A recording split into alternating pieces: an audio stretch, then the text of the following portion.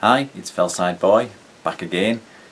In the last film we went up to Low Fellside and revisited the farm where I used to live. Hopefully it gave you an insight of just how remote it is up there, and a little bit of a taste of the microclimate that exists up there, with the farm sitting in the shadow of High Pike during the winter months. It makes it bitterly cold up there. And that leads us nicely onto our next film, which we're going to look at Keeping Warm. That's the title of this one, Keeping Warm, which it sounds something very basic for most people these days about keeping warm, but keeping warm was an absolute essential thing up there. So there's various aspects of keeping warm. There was keeping warm outside when we were out doing our jobs and day-to-day tasks and playing as kids and things like that. There was keeping warm in the house. In the house there was no central heating. That was the first thing to make clear. I noticed yesterday when we looked at in the last film, when we looked at the Low Fellside house, there wasn't smoke coming up through the chimney. That would have been unheard of in my time there in the winter days. They've obviously got some form of central heating there now, for them not to have the need to put the fire on and the smoke not to be coming out the chimney. But when I lived there, when we lived there, there was on a winter's day like that, there would have been smoke coming out the chimney, because that was the only form of heat in the living area of the house, in the living room of the house.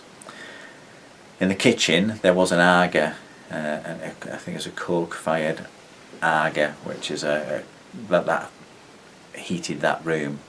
But beyond that, the only other heating in the house was the open fires. There were 2 open fires in the other 2 reception rooms. We generally only used 1 reception room at a time, because it was enough hassle keeping 1 room warm without trying to keep 2 rooms warm. So we used to have the open fire going in the main living room. So I think what I want to do now is I'm at my parents' house at present, and they've got an open fire. So just to take me back to those days, I'm going to quickly light the fire and talk you through it. So look over this way. So take the fire guard off, put it out of the way for the moment. We get the poker and we scrape the ash through the grill into the bottom. So this is all the ash and waste products from yesterday's fire. Let's get as much of that through as we can.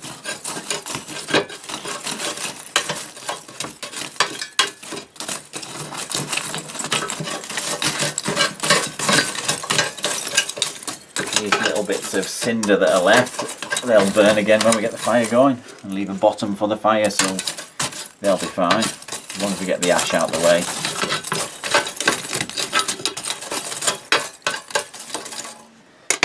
A few nails in the bottom there from the logs that have been burned. Get rid of those as well.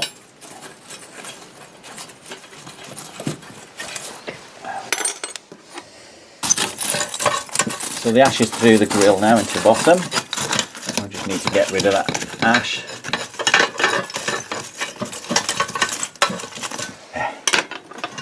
Lift this up. So the ash is all in the bottom here. I'm going to put it straight into a plastic bag to stop the dust going everywhere. One thing not so good about having an open fire is you do tend to have a little bit of dust around the house, and that relates to all this ash. So I'm just going to quickly remove the waste ash out the bottom.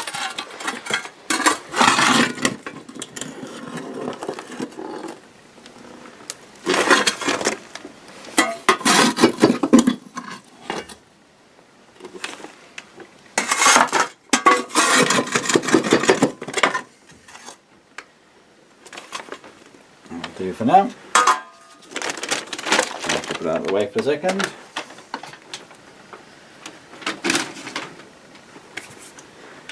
Okay, the modern way is to use the fire lighters. We're going to do it the traditional way. So what we need is some newspaper, some kindling, some logs and some coal. That'll get the fire going in no time. So here's how we do it. Newspaper, just crunch it into balls and just put it in the bottom there.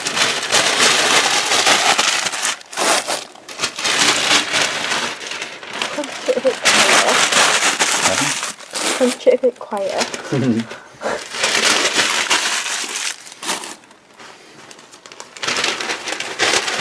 The modern way now is just put a firelight under and not use the newspaper. I'm trying to show you the traditional way how we did it at Low Fellside. Put more sheets in there.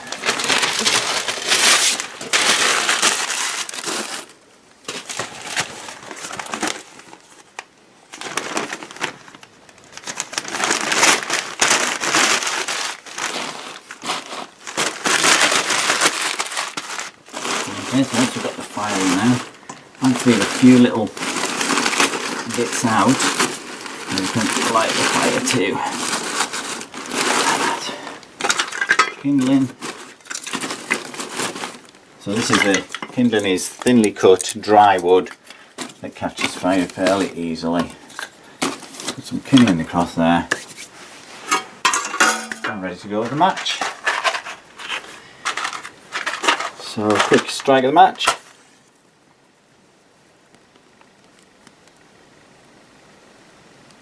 I'll start it at 3 bits. And it'll soon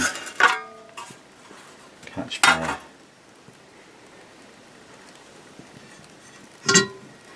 Now that's the air can flow in, so that'll make it burn quickly. Once the fire's going, we drop that down and it'll slow things down and make it slow at a better pace. Burn at a slower pace rather. So one thing we can do to encourage the fire is a little trick of the trade. Stand back a little bit, Charlotte. I'll just put that there. And you can see how it forces the air to come through the bottom and up through the fire. You can see how it's burning a lot quicker behind. Just got to be careful this sheet doesn't catch fire unless we'll be in trouble. You can see the difference it makes.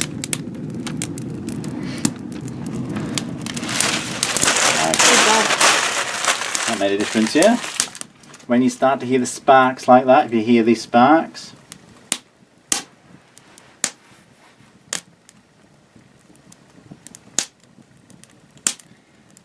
when it's sparking like that, it means the wood's setting on fire and starting to burn. That's a good sign. Once you get the actual kindling starting to burn and spark like that, it's a good sign. You've just got to watch that the sparks don't actually jump out on the carpet. So you can see the little burnt bits on here on the carpet where sparks have jumped out in times before. If that does happen, just have quick reactions, pick them up, quick reaction, put them back, often burn your fingers. Okay, so you can hear the sparks are going well now, so we can start to put some of these bigger logs on. Just on top, and they'll gradually become part of the fire.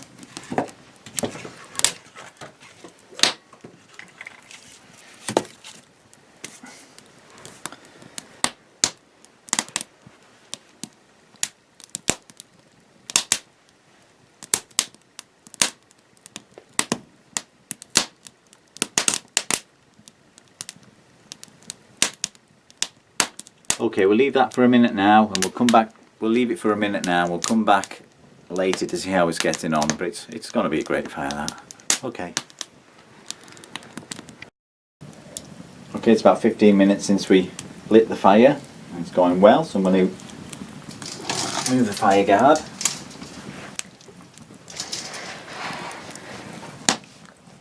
I always find it quite relaxing and comforting and calming when I open fire is going. Just takes me back to my childhood, I suppose, and it was a safe place to be at Low Fellside beside the fire, so it also feels safe and comfortable and warm more than anything.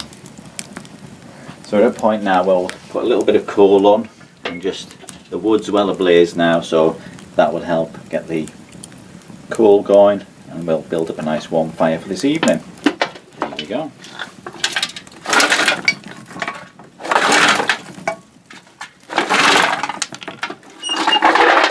Just a little bit, not too much. And we'll leave it there, let the coal get a blaze, and that will really bring the heat to the fire for later tonight. Give that little poke in. Perfect. Okay, we'll see how it is later. It's a couple of hours now since we lit the fire. The coal's glowing red now, really producing a lot of heat. And this is the ideal time for doing one of our favourite things with an open fire, which is toasting marshmallows.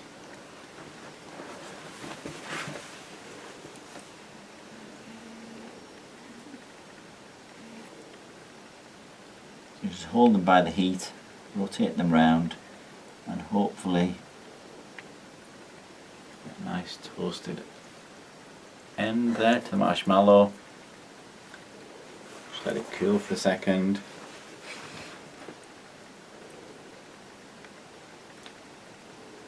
Watch Charlotte eat hers, I've got a mouthful. Oh, it's hot. And then you repeat. So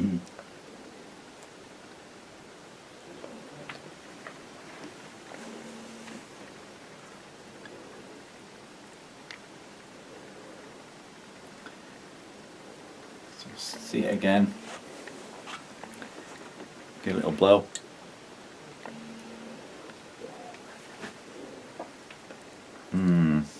Let's get this hot pot.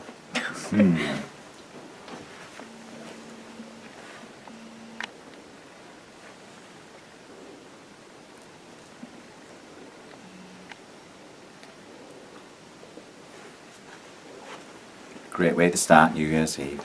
Bye.